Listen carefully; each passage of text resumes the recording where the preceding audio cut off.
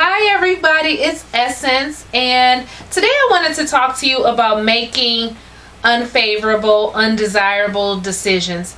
Sometimes we are called or we feel compelled to make a decision that is just not very popular, even if it's just with ourselves.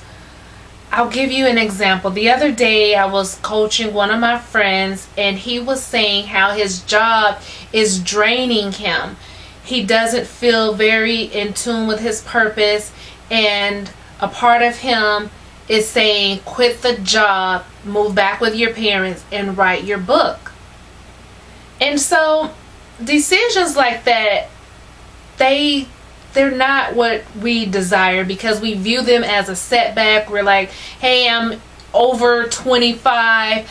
I shouldn't live with my parents, so I'm not going to make this decision. But sometimes making those decisions that seem like a setback can actually propel you forward. One of my friends, she had been in Atlanta for several years, and the last few years just seemed like so much effort to make things work. At one point in time, she had 3 jobs just so she could take care of everything. And then one year she just said, I'm moving back home to Nebraska. And I thought she was nuts. I'm like, why? You're moving back home to Nebraska? Like, that just doesn't make any sense. And I'm sure I wasn't the only one that felt that way, but she didn't listen to any of us because she knew there was something inside of her telling her to move back home. So she moved back home and was with her parents.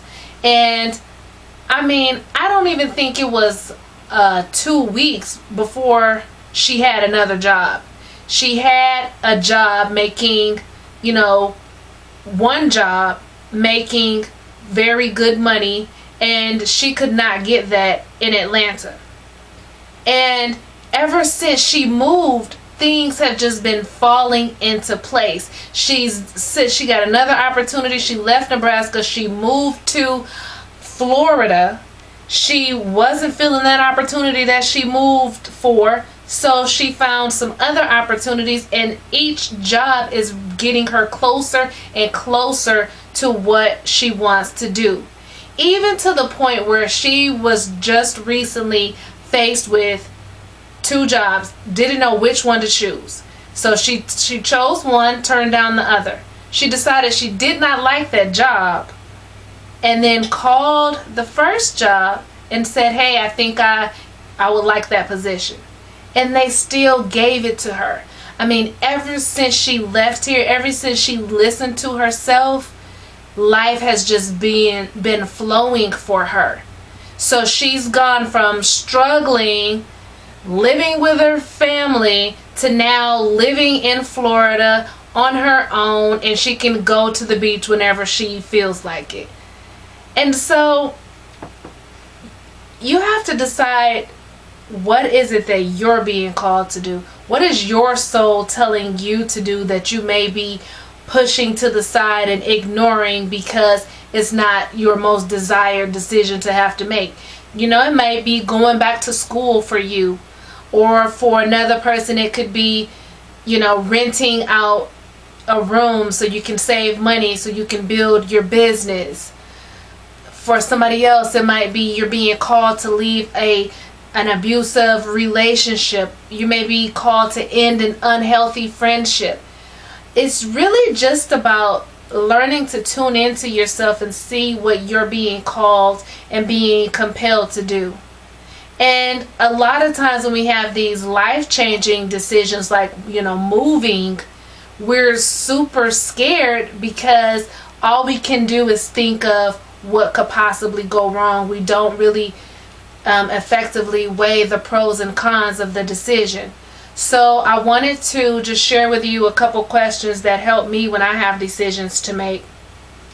First question is, what is the worst that could happen? Just go ahead, lay it out, get all the craziness out that's going on in your mind.